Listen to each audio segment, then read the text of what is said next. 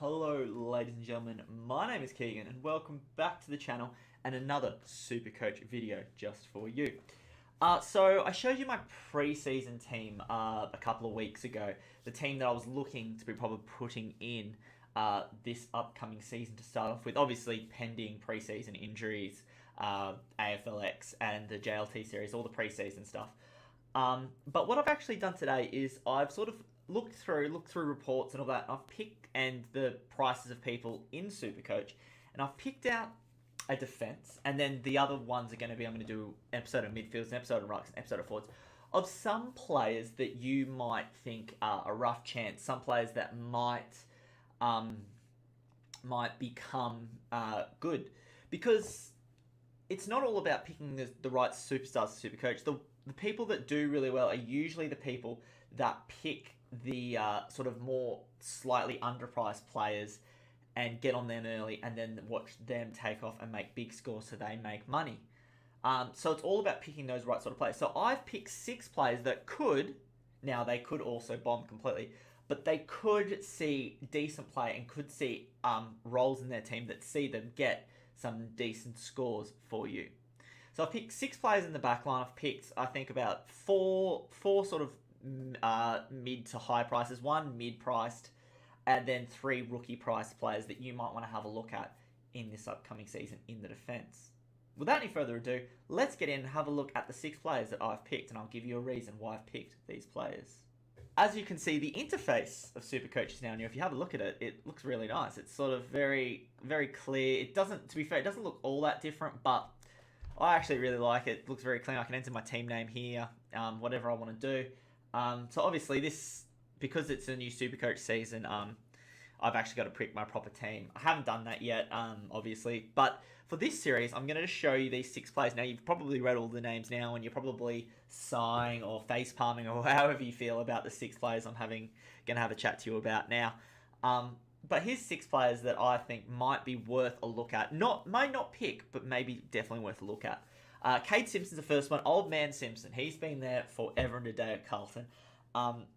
The reason I think that he might be a bit of more of a role player this year is because Doherty is unfortunately out with a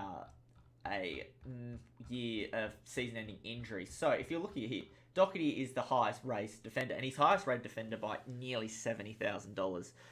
But he's obviously not going to be playing this season, so Cade Simpson could be the one that steps into his role for Carlton. So that's why I picked Cade Simpson. He's $516,000, so he's not ridiculously cheap, but he could have an elevated role with Doherty out. Simpson's going to be stepping into his role. He could be more ball going through Simpson, so he could be looking at a pretty decent go at the team this year. And I reckon that he might be someone that might have their price fluctuate a fair bit, even though he's already pretty expensive as it is.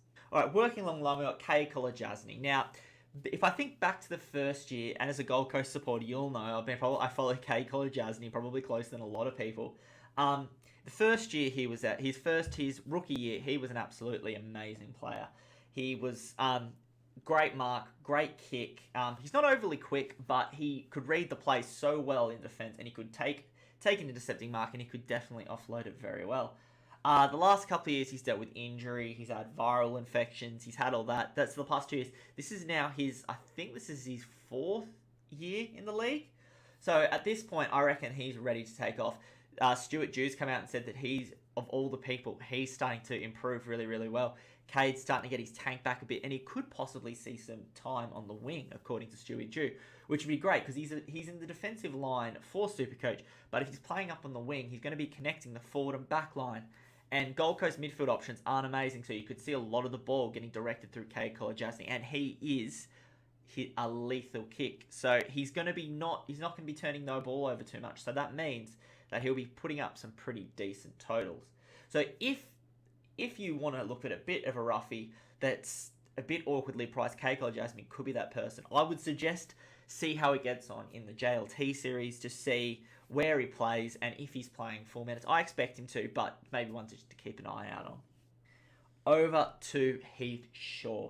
Now, Heath Shaw was a bit of a flop last year. Let's be nice about it. The year before, he was an absolute rock. I remember there was a game he had like 32 effective disposals, and he scored over 200. It was an amazing game. He was in my team. He was even my captain that game, which was amazing. But last year, he really fell off the wagon, and people are thinking, oh, he's coming towards the end. But with Zach Williams unfortunately going down with a knee injury for, I think, the entire season, it opens the door for Heath Shaw to have one more big run at it. So, a lot of things will have to go right for Heath. He's not, but he's going to be that link person from defence, because Williams would have been expected to be that pace, that burst out of the backline, but now Williams has gone down.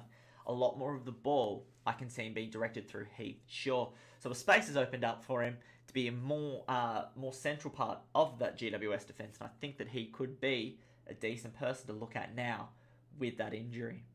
Again, look at it on JLT, look at it at round one, see how he's positioned, and then decide accordingly, but he's someone you might need to keep an eye on. Piers Hanley. Now, he was in my preseason team, so I don't really need to go over Piers Hanley too much, but I will just add to it that he's looking to play off the half-back. He's actually looking to switch with Keiko Jasny, and the reason I like him here is because he plays his best game off the half-back line, giving it to Piers Hanley, who can run Metricon pretty well. It's a position he's used to. It's a position he's accustomed to. We tried him in the midfield last year. It didn't really work. So Piers Hanley off the half-back line, his preferred half-back line, he could be a player that you might need to definitely keep an eye on. Brayshaw is an interesting one. He had massive concussion issues last year, and because of that, he couldn't really get his season off the ground. So he's a mid-price at $316,000. And it could be someone, depending on if he gets into that Melbourne first team, he could be one that's definitely position. He's going to play midfield. He's named in defence, but I think he's going to play the predominant time of his game time in the midfield. So I reckon he's definitely worth a pickup. He could make you a bit of money. You're probably not going to keep him for the whole season, but he's going to make you a bit of money early on if he's fit, and he could be someone that you might want as your mid-price gem in the back line. Johnson I also had in my preseason team, so not a lot about him. He's on the rookie list. His last game was the grand final 2013, from what I can recall. He's been injured after injury after injury. He's got senior experience. He's got a senior body. If he comes through the first few games, he's probably not one for the start of the season, but he's one to keep an eye on. He's a one to keep an eye on for the remainder of the season. He might come in halfway through the season. That's when you bring him in as a bit of a downgrade target, but he's one probably you want to start, but definitely keep an eye on. He might be someone that you want to get some downgrade to and get a bit of money in. Lockie Keefe, last two now. Lockie Keefe, coming from Collingwood, he's been brought up to GWS. Obviously, GWS must have a plan for him.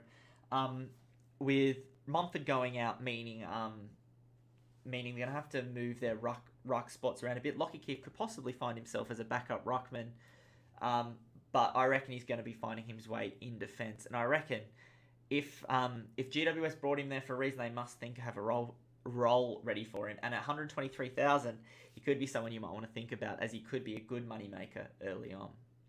And the last one I have is Matthew Ling. He was brought to Sydney because he was brought very, very early on. A lot of people expected him to go in the 20s in the draft, but he was actually brought in the mid-teens. So Sydney obviously have a plan for him because they've brought him in so early. He's giving him that pace of halfback that Sydney don't have a lot of. So Matthew Ling has been brought in. Will he play early games? It remains to be seen. But if he's named early on, he's definitely someone you might want to think about, because Sydney will be looking to get their run and gun of halfback through Ling with that electric pace that he does have. So there are my 8 rough picks for the back line for this Supercoach season. Now, do let me know in the comments below if you think I've missed anyone, or you think there are any other rough picks I should be adding to this list. I do enjoy reading and replying to your comments in the comments below. Also, do let me know if you think I'm way off the ball and some players like Shaw and Simpson everyone's going to have and they're not rough at all. But they're just 8 players that I thought that might be worth a bit of a pick, a bit of a look at. Maybe, like in Johnson's case, maybe not a start of the season, but someone maybe through the midway point of the season you might want to have a look at downgrading to if he starts getting games. Anyway, guys, next episode I'll be looking at the midfield. There's a lot more midfielders to get through, so I'll be having to do a bit more research on it. Put those rough pick midfielders in there and talk you through why they might be someone that you want to look at this upcoming Supercoach season.